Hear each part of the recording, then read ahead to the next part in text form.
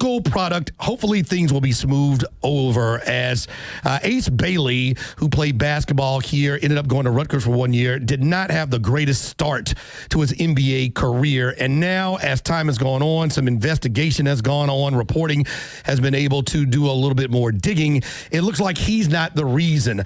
Ace Bailey reportedly did not want to work out and did not work out for all 30 NBA teams. There was also a list of teams that were told that he did not want to be a part of their organization. One of them reportedly was the Utah Jazz. The Jazz didn't pay any attention to that and selected him with the 5th overall pick. And it really ruined an experience. When you work hard, you sacrifice a lot, you become a star player, and you have a chance to become one of 60 people on the planet Earth drafted, it should be a special moment. And that somewhat was taken away from him because of the negative energy. There was also a report that he was not going to show up for the introductory presser that the Utah Jazz were going to have for their rookie class. That did not turn out to be the case. He did show up, and there has now been some reporting that Omar Cooper, his AAU coach, and now being reported as his manager, has been the reason why the perception of Ace Bailey is the way it is on the way to his first days as an NBA player. Yeah, I think the whole situation is really unfortunate. We talked about it a little bit on Sports Extra last night on 11 Alive. Omar Cooper not being a certified NBA agent and getting in the forefront of this whole situation for Ace really just, I think you nailed it. I think it was such an unfortunate whole week and a half, month and a half of Ace's journey to the NBA. It could have gone so much differently for him. You know, he's coming out and saying, I didn't have something circled on my paper. I want to go here. I didn't have destinations that were at the top of my list. I didn't care. There's mixed reporting about that. There's Omar saying, yes, he did. We're not going to work out for certain teams. But the good thing is, he is being welcomed by Utah so far. He landed, did the press conference, all that stuff is fine. But when you have people that are handling situations that don't exactly know what they're doing, I think it just clouds the entire experience. And you're going to see a lot more of that, too. Yeah. There are a lot of people who think they know what they're doing with these kids, whether it be basketball, football, baseball, whatever the case may be. I can go on and on about football all day.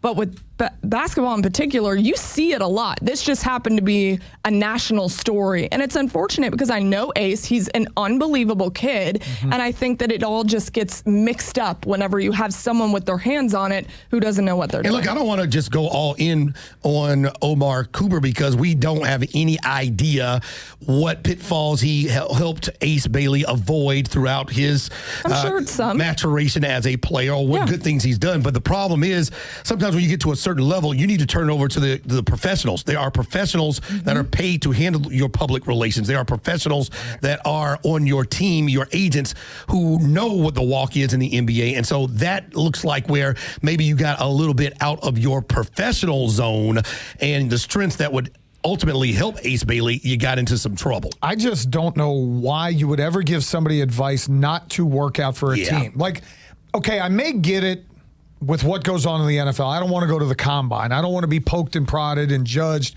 you know, in front of a bunch of people, especially if I'm a quarterback. I'm throwing to receivers I don't know. I don't want to look bad.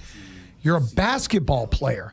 A one-on-one workout is going to be dribbling and shooting and doing a bunch of different things that you do anyway, no matter where you're at. This cunning con artist walked out with a small fortune. You never look back. You have a chance to go number 3 overall to Philadelphia. Why would you not go work out for him? Now, I get it. I wouldn't want to live in Philadelphia personally. As an NBA player, you would. Yeah. As the third overall pick. It doesn't pick, matter when you're playing, I'd actually rather live in Philly than Utah. Well, my thing is, just go maybe not. If you meet with all 30 teams, you never know where you're going to be traded to. Just never know. What GM might end up being in Utah, who might be your coach, who might be the general manager. You are a part of a fraternity now. Be a part of it. So I think he just got bad advice. And he's only 18. What is an 18-year-old going to tell a grown person that is going out to national publications and to ESPN working on his behalf? He isn't experienced enough to tell somebody, well, no, don't do that. And fortunately, this could be just the bad part of it. And moving forward, the Utah Jazz and whatever his agents are telling him can help him. Here is Sarah Todd. She writes for the Deseret News out in Utah, and she says that this is a situation where Ace Bailey does not deserve the blame. This happens all of the time, that players, they have people outside of the teams or even outside of their main agent that they deal with on a regular basis. And sometimes those people butt heads with the other people that are involved. That's not something that is unheard of.